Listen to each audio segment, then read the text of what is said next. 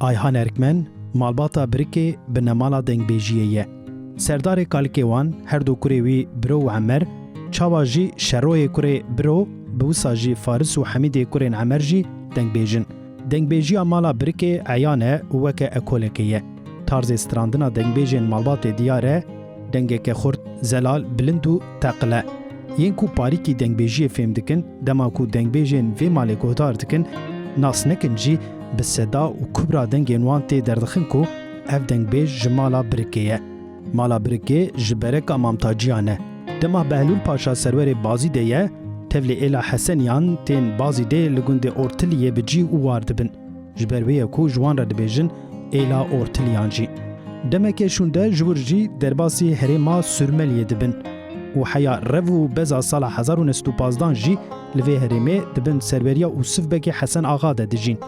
Ji kurê serdêr Biro li Sürmeliyê Emer jî li Qereqûyiyê cî û war bûne. Şeroyê nîxuriyê Biro û Hacê di sala 1990 de li Sürmeliyê ji dayîk dibe. Dengbêjiyê ji zarokatiyê pêve ji Biroyê bavê xwe û Emerê apê xwe hîn dibe. Ew stranên hevdalê Zeynikê yên distrê jî ji wan girtiye. Stranên gundê Mistê Kalo, Hekîmo, Emînê û gelekên din yên wî bixwene. Erê, Şeroyê Biro di radyoya Rewanê de bi tenê Kurdî straye û dengê wî hatiye qeydkirin, lê bi gotina dengbêj Feyzoyê Rizo di şahiyan de ji bilê Kurdî bi Tirkî, Kurçkî, Ermenkî jî straye.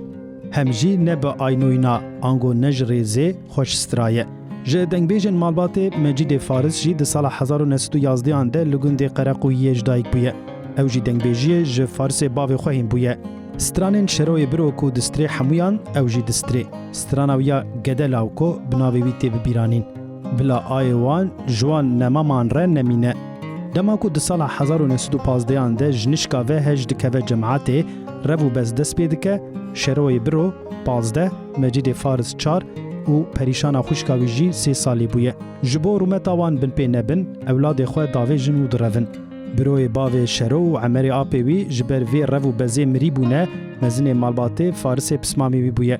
Faris 10-15 salan ji Şero mezintir e. Ew di serê salên 1880 de li Qereqûyiyê ji dayîk bûye. Dema hej dikeve êlê Faris li ber pez bûye. Hevjîna wî zarê xwe dihêle û direve. Zarezar dikeve Mecîd û perîşana biçûk li gerê digirîn. Hemîdê apê wan têrekê hil dide, her zarekê dike aliyekê têrê davêje ser milê xwe û xwe li çemê erez dixe. Faris, Kerî û Sûriyan dihêle, tê digîje malbatê li alî Ermenistanê di gundê Karxûnê de bi cî û war dibin. Faris hem mezintiya mala xwe hem jî ya mala Biroyê apê xwe dike. Dema çaxê zewaca wî tê ji Şeroyê pismamê xwe re li gundê Tilik kewa dewrê ji dixwaze.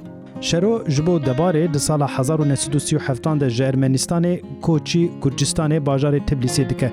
Bi çûna wî re malbata Farisê pismamê wî jî di sala 1943 de ji Karxûnê bar dikin, diçin gundê Vermeziyarê.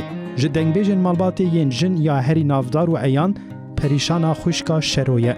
Perîşan di ser xwe re dengbêjan nas nake û bi vî awayî jî dengbêjên mêr dike rêzê. Neferên mala perîşanê wek koma hunerê bûye. Hevjînê wê mêyê û zirnê, Mecidê kurê wê defê lê dixe. Husê kurê wê jî wek diya xwe distrê. Ji dengbêjên malbatê Feyzoyê Rizo di serê sala 1954 de li gundê Vermeziyara Nehiya Eşmedzînê ji dayîk dibe. Heya pola heştan dixwîne. Di sala 1971 de dizewuce û 1972 de jî diçe leşkeriyê. Heta piştî leşkeriyê ji şerma nestraye. Erê li cem wî meqam hene, hema wisa ginegina wî ye xwe bi xwe re distrê, lê li hember kesan şerm dike nastrê. Hemîd û Ûsivê birayê wî her pênc xwişkê wî di zarokatiya xwe de dest pê dikin distrên, lê ew na. Rizoyê bavê wan jî dengbêje û mirovekî pir bi dilrehme.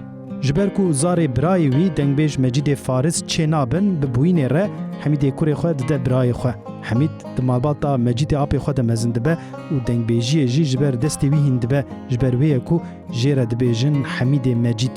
Feyzoyê Rizo li dû leşkeriyê bi Mecîd apê xwe diçe Tbilîsê mala Şeroyê apê xwe. Mecîd ji bo şerma rûyê wî bişkîne ji Şero re dibêje, Şero tu zanî Feyzo jî distrê.